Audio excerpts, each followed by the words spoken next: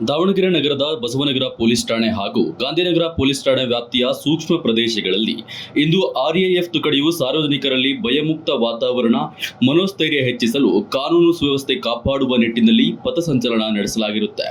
RAF ತಂಡದೊಂದಿಗೆ police ಅಧಿಕಾರಿ ಸಿಬ್ಬಂದಿಗಳು ಪಥಸಂಚಲನದಲ್ಲಿ ಭಾಗವಹಿಸಿದ್ದರು.